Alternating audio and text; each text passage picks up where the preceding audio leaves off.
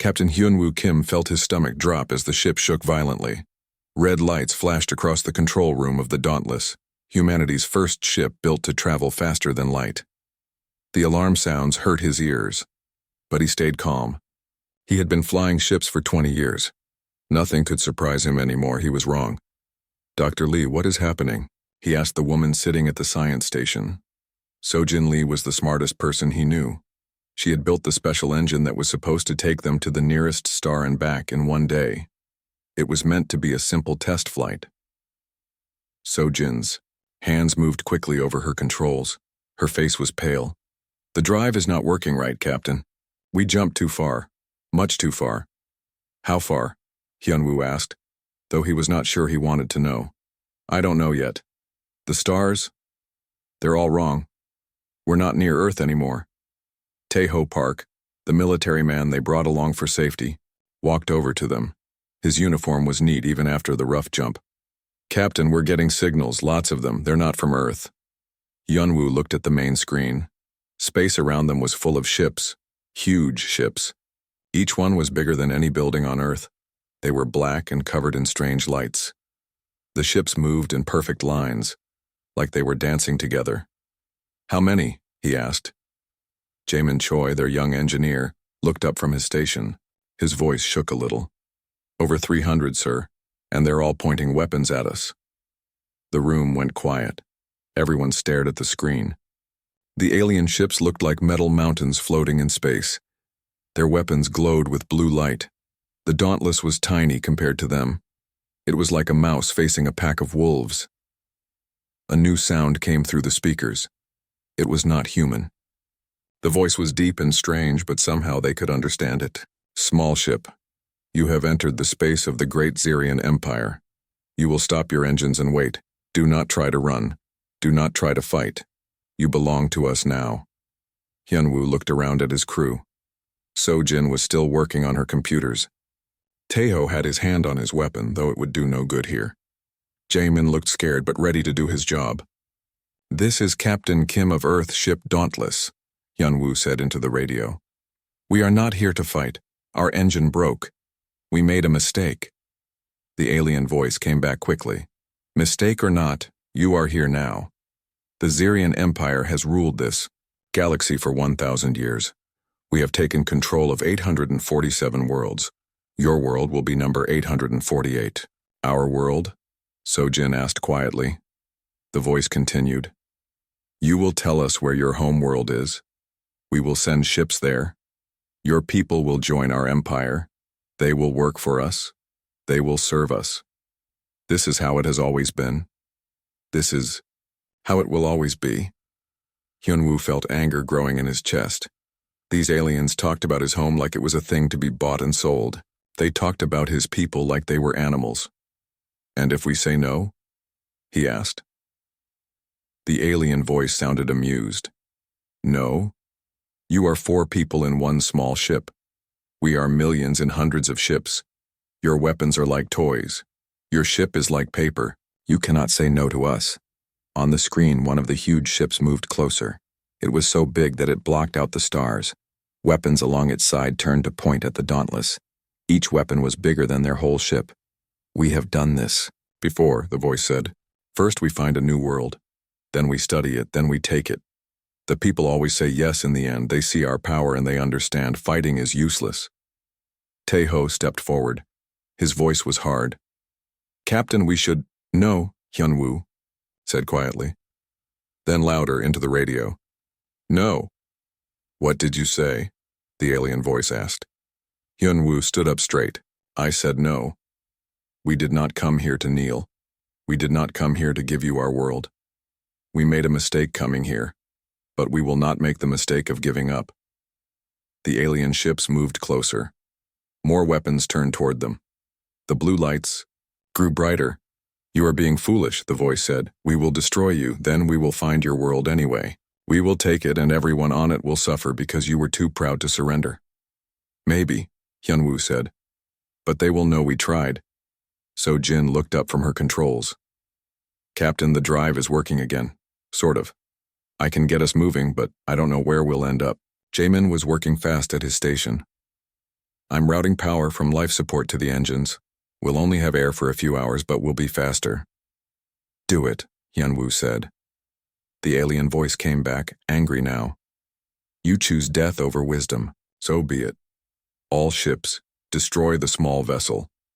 The space around them filled with blue fire as hundreds of weapons shot at once. But the Dauntless was already moving.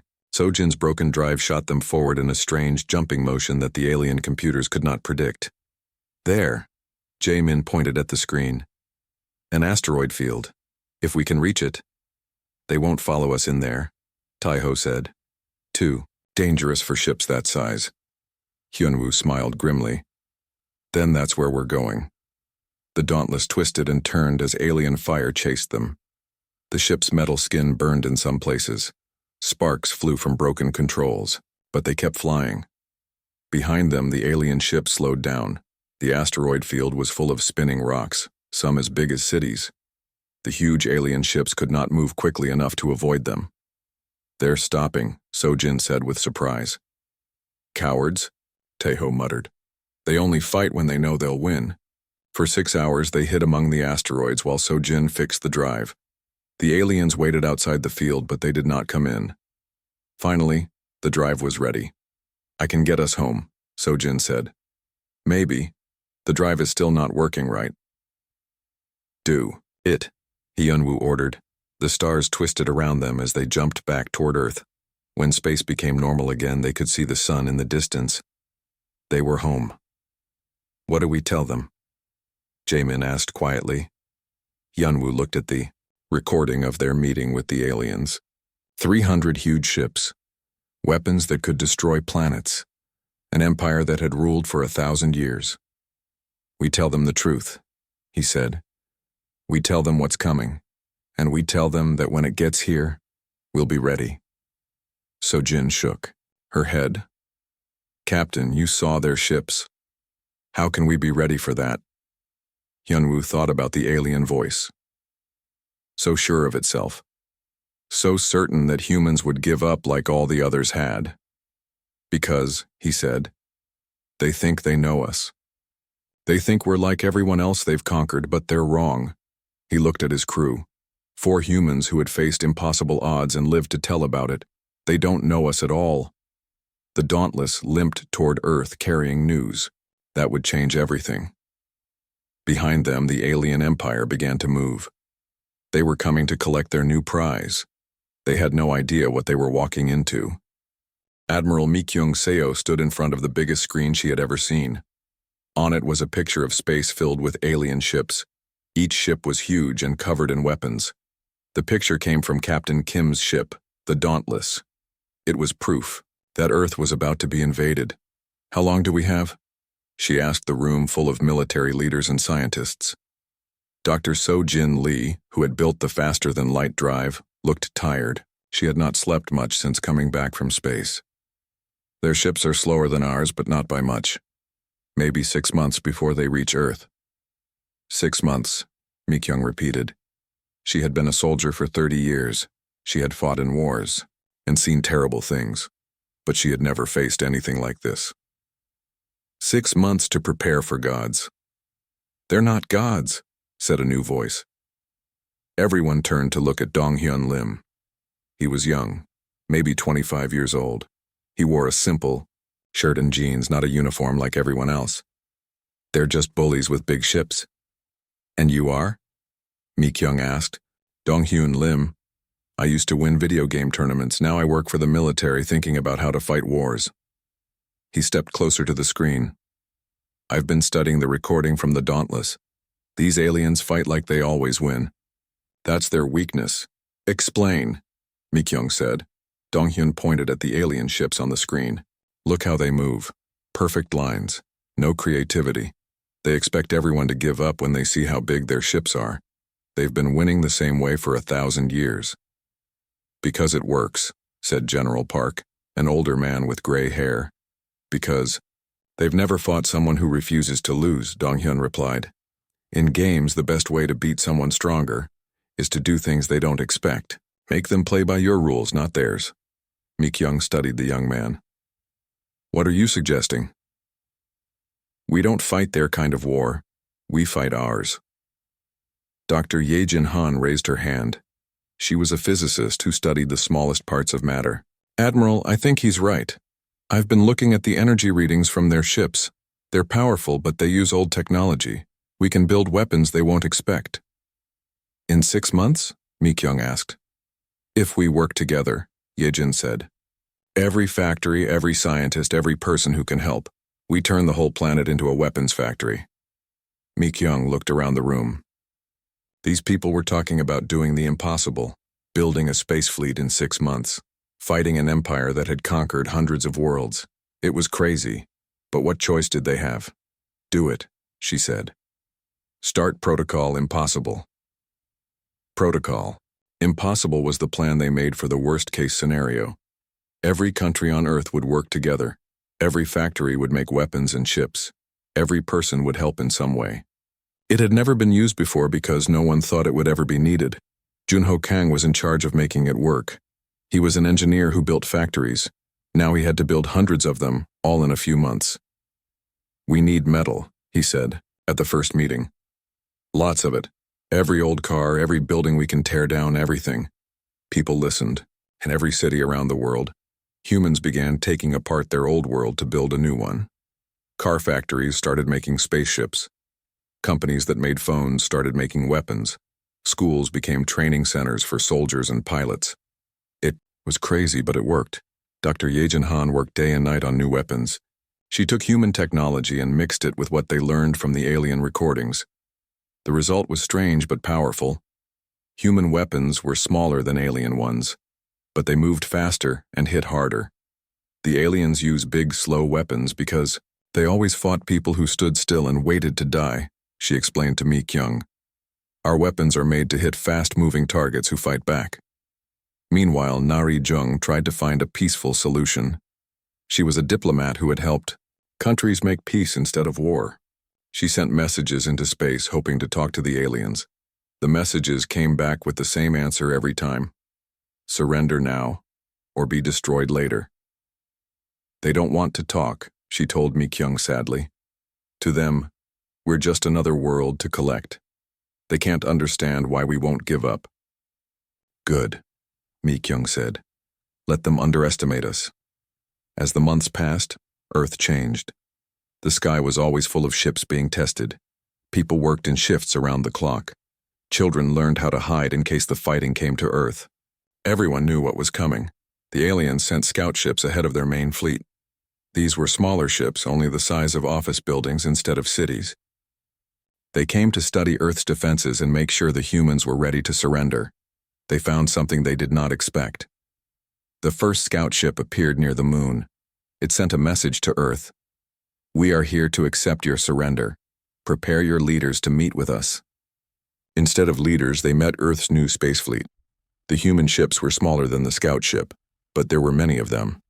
They moved in patterns that confused the alien computers. When the alien ship fired its weapons, the human ships were already somewhere else. The scout ship sent a worried message to the main fleet. Humans are not surrendering. They are fighting. Send help. But the human ships did not give it time to say more. They attacked from all sides at once. The alien ship was strong, but it could not fight in all directions. After an hour of battle, it exploded. More scout ships came. The humans destroyed those too. On the alien command ship far from Earth, the admiral looked at the reports with confusion. They destroyed 5 scout ships? How is that possible? The humans are using strange tactics, his aide said. They don't fight like other species. They move unpredictably. They use their own damaged ships as weapons. They won't retreat even when they should. The alien admiral had conquered 12 worlds himself. He knew how these things went. First, the locals would try to fight with their primitive weapons. Then they would see how useless it was. Then they would surrender. But the humans were not following the pattern. No matter, he said. When they see our main fleet, they will understand. Prepare to attack Earth.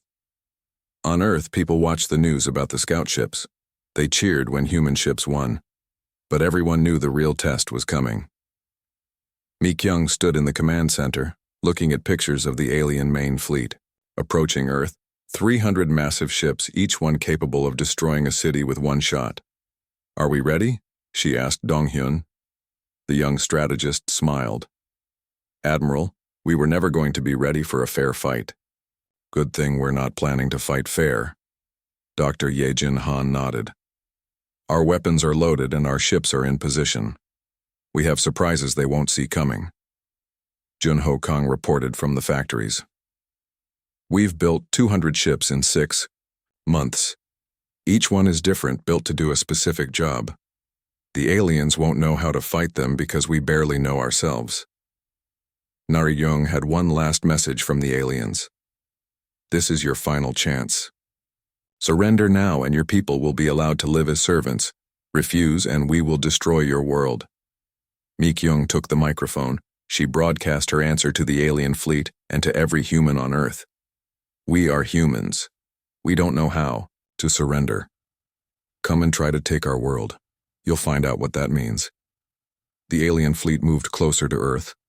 They expected to find scared people ready to give up. Instead, they found humans who had spent 6 months preparing for war. The aliens were about to learn something new. They were about to learn what happened when someone refused to be conquered. The war for Earth was about to begin. Captain Seung-ho Yoon stood on the bridge of the Indomitable, humanity's biggest warship. It was still tiny compared to the alien vessels approaching Earth, but it was built with 6 months of human anger and determination. Every piece of metal had been placed by people who refused to give up. Enemy fleet in range, reported his weapons officer. 300 ships, just like the scouts said. Seung-ho looked at the main screen. The alien ships moved in perfect formation toward Earth. They looked like a wall of black metal and blue light stretching across space. Each ship was the size of a city. Their weapons could turn planets into dust. The human fleet was spread out around Earth and the moon. 200 ships, each one different from the others. Some were fast and small. Others were slower, but carried bigger weapons. All of them carried crews who had trained for 6 months to fight gods. This is Admiral Won-sig-che of the Zarian Empire, came the alien voice over the radio. Humans of Earth, you have seen our power. You know you cannot win. Surrender now and we will be merciful. Seung-ho picked up the radio. This is Captain Yoon of the Earth Defense Force. We've seen your power. We're not impressed. There was a pause. Then the alien voice came back, sounding confused. Not impressed? We have destroyed worlds older than your species. We have weapons that can crack moons. How are you not impressed? Because, Seung-ho said, we've seen bullies before, and we know what happens to bullies when someone finally stands up to them. Another pause. When the alien admiral spoke again, his voice was hard. Very well, you choose death. All ships, destroy the human fleet. Space exploded with light. The alien ships fired their weapons all at once. Blue beams thick as buildings shot across space toward the human ships. Each beam carried enough power to vaporize anything it touched, but the human ships were not where the aliens expected them to be. Scatter Pattern 7, Seung-ho ordered. The human fleet broke apart like a flock of birds, each ship flying in a different direction. The alien weapons hit empty space. Hae-jin Kim was flying her fighter ship, the Braveheart, when the first alien shots passed by her. The beam was so close she could feel the heat through her ship's metal walls. All fighters, attack pattern chaos, she called to her squadron. Hit them from every angle. Hae-jin had been flying since she was 16 years old. She had never flown in space before 6 months ago, but she learned fast. Now she flew her ship like it was part of her body, twisting and spinning between the alien weapons. Her fighter was fast and small. The aliens had trouble hitting her with their big guns. She flew straight at the nearest alien ship, a massive vessel covered in weapon turrets. It was like a mouse attacking an elephant.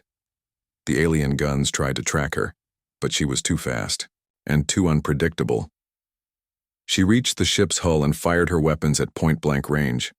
Her guns were small compared to the alien's armor, but she aimed for weak points that Dr. Ye-jin Han had identified. Sparks flew as her shots hit. Small section of the alien ship's armor cracked. It was not much damage, but it was a start. Target the joint points, she called to other fighters. Just like we practiced, All around Earth's solar system, human fighters swarmed the alien ships like angry bees. The aliens swatted at them with massive weapons, but the human pilots were too fast and too clever. On Titin, the alien command ship, Admiral Wansik Che watched his screens with growing frustration. "Why can't we hit them?" he demanded.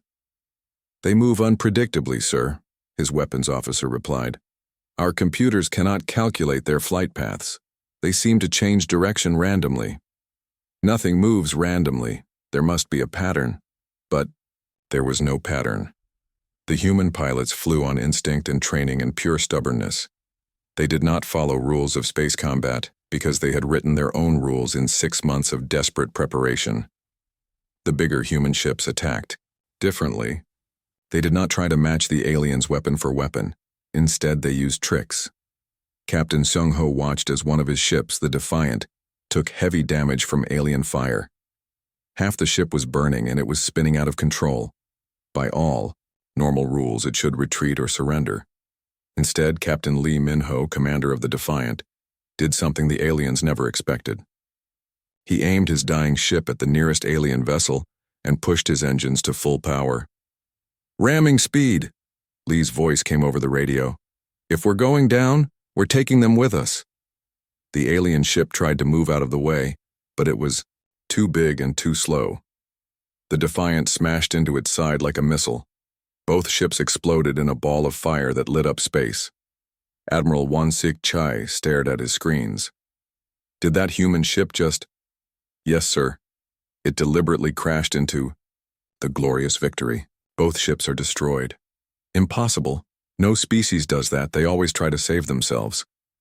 But more human ships were doing the same thing.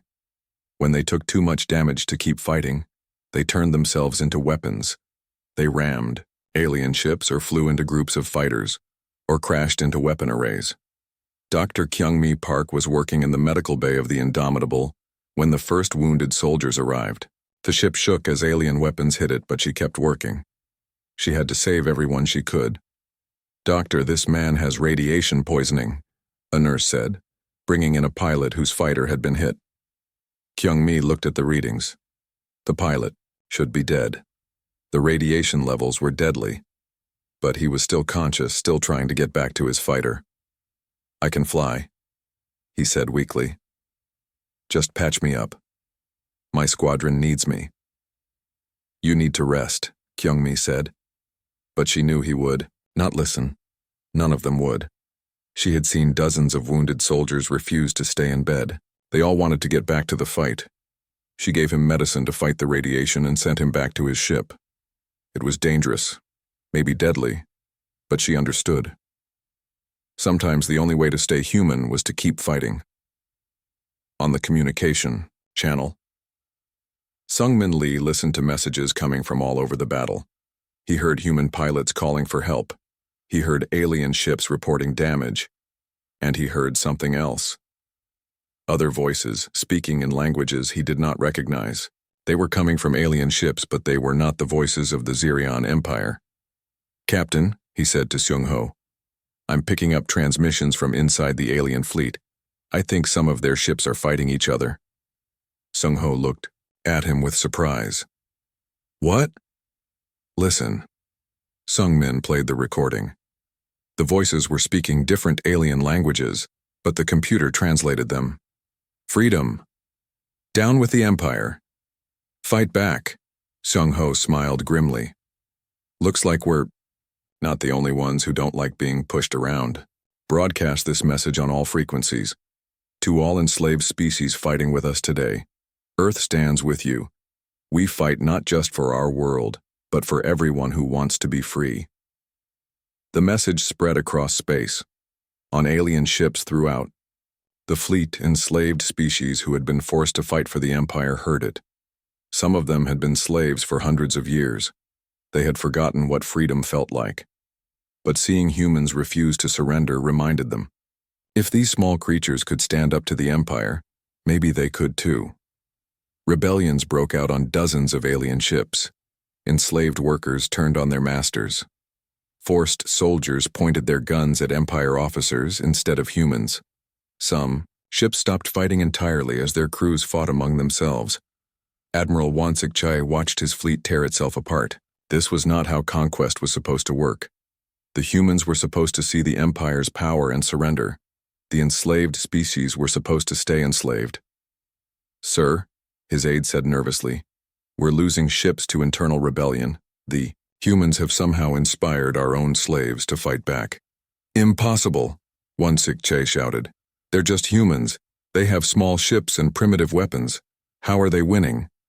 But they were winning. After 8 hours of battle, 50 alien ships had been destroyed or disabled. The human fleet had lost 70 ships, but they were still fighting. More importantly, they had shown the galaxy something it had not seen in 1,000 years. They had shown that the Empire could be beaten. "Sir," the aide said quietly, "I recommend we retreat. We can regroup and—" "Never," Wansik-chai screamed. "We do not retreat. We are the Zarian Empire." His words were cut off as the Indomitable, badly damaged but still fighting, fired its main gun at the alien command ship. The shot punched through the ship's shields and tore a hole in its side. Captain Sung-ho's voice came over the radio. "This is Earth. We don't surrender. We don't retreat.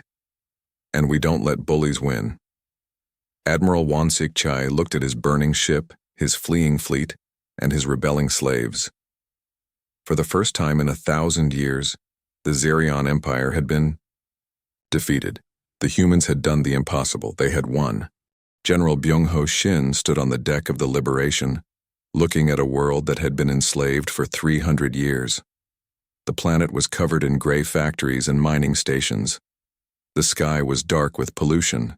The Zarian Empire had turned a beautiful world into a machine for making weapons and ships. But that was about to change.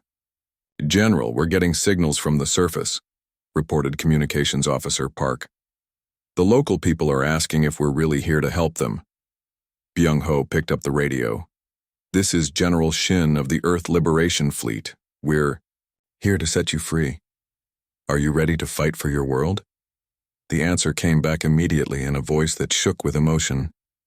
"We've been ready for 300 years. It had been 2 years since the Battle of Earth.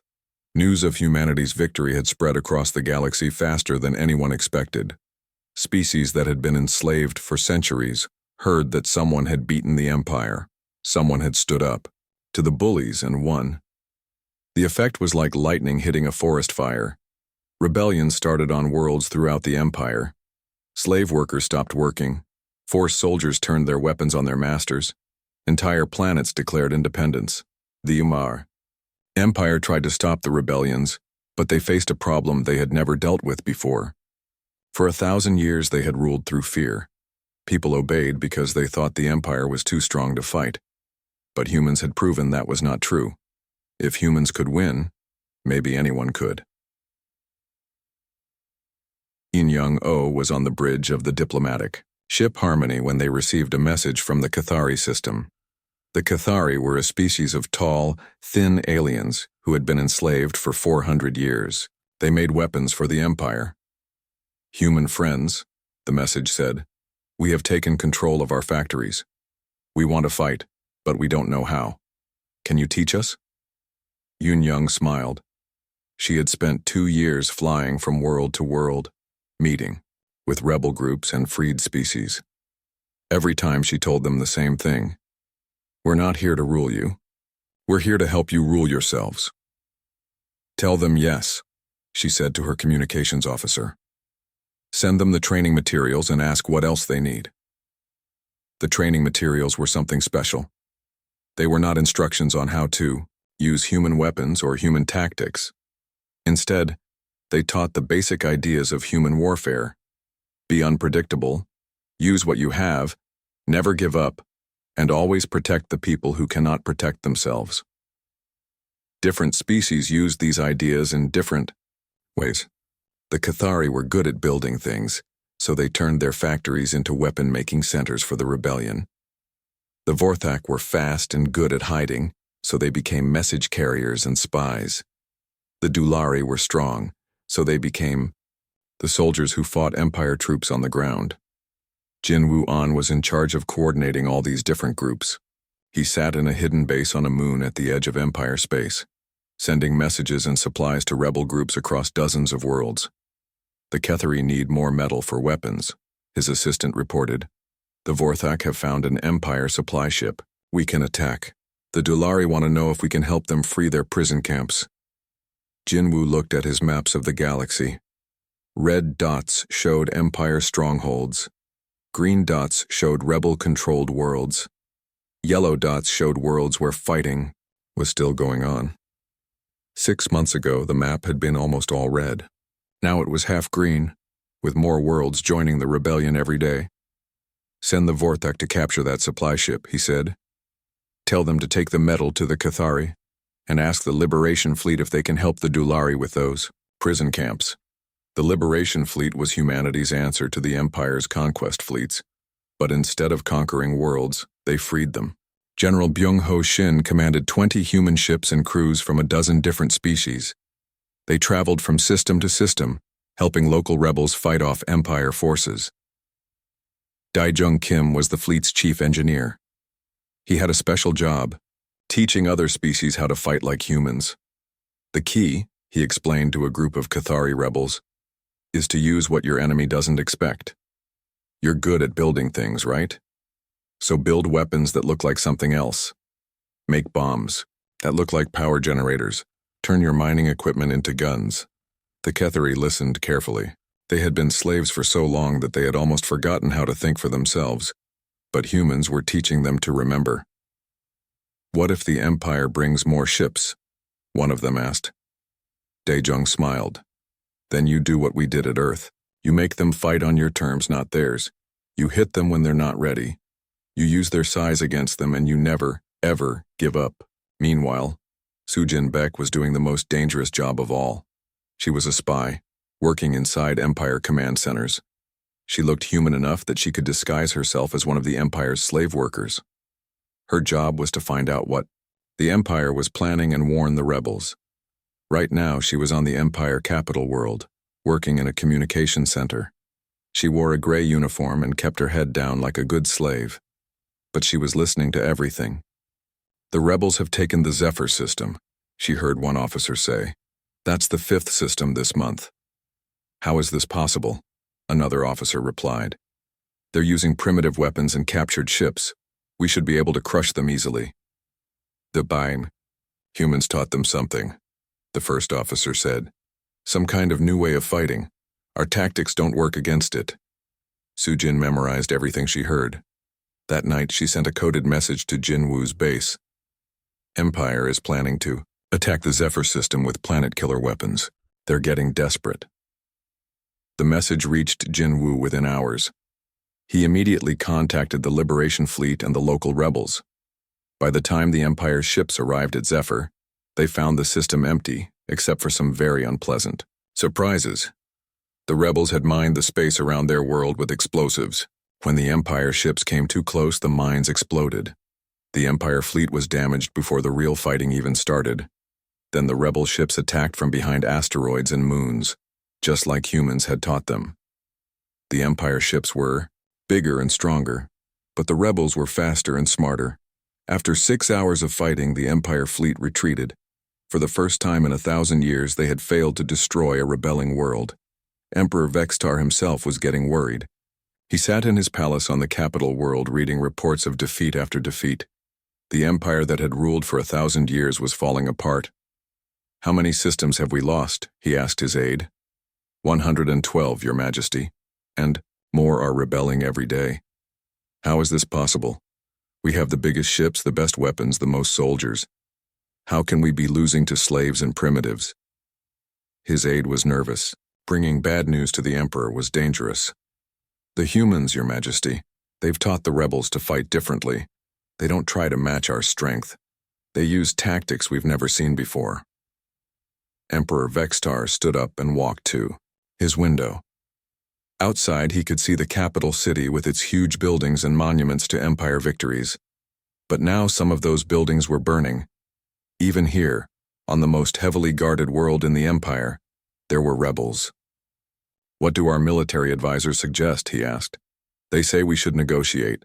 Offer the rebels some freedom in exchange for stopping the war. Never, Vextar shouted. The Empire does not negotiate. We rule or we destroy. But even as he said it, he knew something had changed. The rebels were not fighting like normal rebels. They were fighting like the humans had at Earth, with everything they had, never giving up, always finding new ways to cause trouble. The Empire had dealt with rebellions before. Usually they would crush the rebels with overwhelming force, and everyone else would see what happened to those who resisted. Fear would keep the rest in line, but fear was not working anymore. Every time the Empire destroyed one rebel world, 2 more worlds joined the rebellion. The humans had given them something more powerful than weapons. They had given them hope. And hope, Emperor Vextar was learning, was the most dangerous thing in the galaxy. On the Harmony, Yun Young-oh received a message that made her smile. It was from the newly freed Cathari system. Human friends, we have something to tell you. Our children are asking us to teach them about Earth. They want to know about the people who taught us to be free. Can you send us some of your history books? We want our children to grow up knowing that freedom is possible. Eun-young wiped a tear from her eye. This was what they were fighting for. Not to rule other species, but to help them rule themselves. Not to build a new empire, but to make sure no empire could ever enslave the galaxy again. The fire of freedom was spreading, and it would not be stopped. Fleet Admiral Hyun-woo Kim stood on the bridge of the New Earth, the flagship of the largest fleet humanity had ever assembled. Around him were ships from 50 different species, all united in one purpose: to end the Zerian Empire forever. It had been 5 years since his accidental journey into Empire space had started this war. Now he was leading the final assault on the Empire's capital world. The same man who had stumbled into this conflict would be the one to finish it. Admiral, we're receiving surrender offers from 17 more Empire worlds, reported his communications officer. They want to join the alliance. Tell them they're welcome, Hyun-woo said, but remind them we're not here to conquer. We're here to free everyone, including their own people. The bridge was full of aliens now. His weapons officer was a tall, thin Cathari who had learned to fight from human teachers. His navigation officer was a strong Dulari who had broken out of an Empire prison camp. His science officer was Dr. So-Jin Lee, the same human woman whose broken engine had started everything. The capital world's defenses are impressive, So-Jin reported. Thousands of weapons platforms, hundreds of ships, energy shields around the whole planet. But I think I know how to get through. She had spent 5 years studying Empire technology and mixing it with human ideas. The result was science that neither species could have created alone. The Empire's shields are designed to stop massive attacks, she explained. They expect enemies to hit them with everything at once. But what if we don't? On the planet below, Emperor Vexatar stood in his war room, looking at displays that showed rebel fleets approaching from every direction.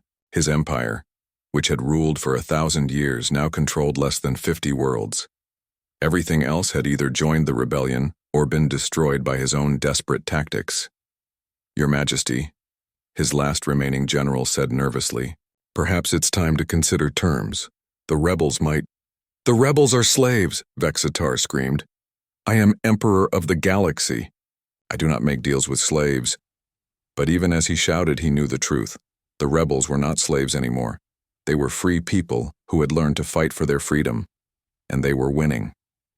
Activate the Omega Protocol, he ordered, quietly. The general's face went pale.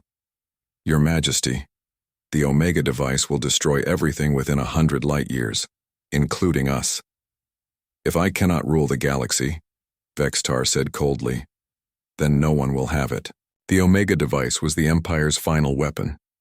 It had never been used before because it was too terrible even for them. It would turn stars into bombs, destroying every world in this part of the galaxy. Billions of beings would die.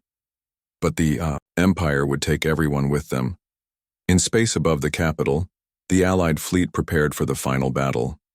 Min Seo Choi was the youngest ship captain in the fleet at only 22 years old. She had grown up hearing stories about the HFY War. Now she was part of ending it. All fighters, this is Captain Choi, she said into her radio. Remember why we're here. Not for conquest, not for revenge, but so every child in the galaxy can grow up free. Her ship, the Young Hope, led a squadron of fighters from a dozen different worlds. They were the spearhead of the assault, tasked with getting through the Empire's defenses and clearing the way for the main fleet. The space around the capital world erupted in fire as thousands of weapons fired at once. But this time, the Allied fleet did not attack like the Empire expected. They did not come straight at the defenses in massive formations. Instead, they split into hundreds of small groups. Each group attacked a different target. The Empire's computers designed to track large fleets could not keep up with so many small threats coming from so many directions. Fighter squadrons slipped between the big weapons. Assault ships hit defense platforms from unexpected angles. Supply ships became missiles crashing into shield generators. It was chaos, but it was controlled chaos. This was how humans fought, not with perfect formations, but with creativity and stubbornness and the absolute refusal to give up. Dr. Sojin Lee watched her instruments as the planet's shields flickered under the random attacks. "That's it," she said to Hyunwoo. "The shields are trying to protect against everything at once. They're overloading." "All ships," Hyunwoo broadcast, "concentrate fire on grid section 7, now." The entire Allied fleet turned their weapons on one small section of the planetary shield. The shields, already stressed by hundreds of small attacks, could not handle the focused assault. A hole opened in the energy barrier. "Go, go, go," Minseo shouted, leading her fighters through the gap. But as they broke through the shields, alarms started sounding throughout the fleet. Sojin looked at her readings with horror. "Admiral, they're charging some kind of massive weapon on the planet's surface. The energy readings are—" "Oh no." "What is it?" Hyunwoo asked. "It's a star killer. They're going to turn the local sun into a bomb. It will destroy everything in the system, including us." Hyunwoo looked at the tactical display. The Allied fleet was spread out around the planet, fighting Empire defenses. Even if they turned and ran right now, they would not be fast enough to escape the explosion. "How long do we have?" he asked. "Maybe an hour before the weapon fires," Sojin said. On the planet's surface, Emperor Vextar watched the countdown timer on his Omega device. In 57 minutes, he would destroy the sun and everything around it. The rebels would die, but so would he and everyone on his capital world. It was worth it. He would rather rule over ashes than let slaves be free. But he had forgotten something important about humans. They did not give up. "Admiral," came Minseo's voice over the radio, "I have an idea. It's crazy, but it might work." "Tell me," Hyunwoo said. "The weapon is controlled from the palace. If a small team could get inside and shut it down, the defenses around the palace will destroy any ship that gets close," Hyunwoo pointed out. "Not any ship," Minseo said. "Just any ship that looks like a threat." "What if we don't look like a threat?" Hyunwoo understood. It was the same trick they had used against the Empire over and over. Do the unexpected. "Do it," he said. Minseo took her fighter and 5 others down to the planet's surface. But instead of flying in formation like attacking ships, they flew like they were damaged and trying to escape. They sent out distress signals and flew erratically, as if their engines were failing. The palace defenses tracked them but did not fire. They looked like ships trying to flee the battle, not ships attacking the palace. At the last moment, Minseo's squadron revealed their true purpose. They crashed through the palace windows and landed in Emperor Vexitar's throne room. The Emperor stared at the human girl who climbed out of the wrecked fighter. She was young, barely an adult, and her ship was on fire, but her eyes were determined. "You're too late," Vextar said. "The weapon will fire in 30 minutes. Everyone will die, including you." "Maybe," Minseo said, raising her weapon. "But everyone will die free." The final battle was not between fleets of ships or armies of soldiers. It was between a young human woman and the last emperor of a dying empire, fighting over the controls of a weapon that could destroy a solar system. Vextar was older and stronger, but Minseo had something he did not. 5 years of training from people who had learned that giving up was not an option. The fight lasted 15 minutes. When it was over, Minseo stood over the defeated emperor, her hand on the controls of the Omega device. How do I shut this down? She asked. Vextar smiled cruelly. You can't.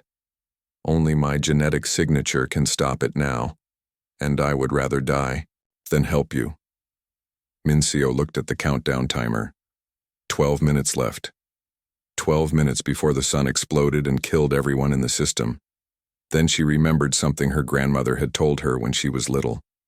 Sometimes the only way to win is to change the rules of the game. She could not stop the weapon, but maybe she did not need to. Admiral Kim, she said into her radio, I can't shut down the weapon, but I can change its target. Instead of our sun, I can make it target the star in the Zerian home system, the one with no inhabited planets.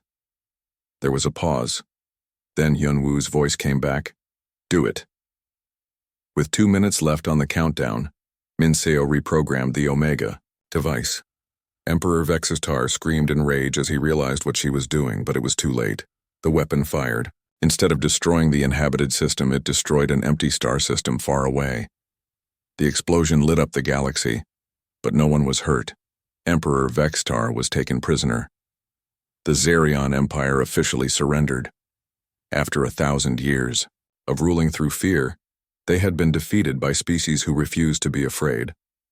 But the real victory came later, when representatives from every freed world gathered to decide what would happen next.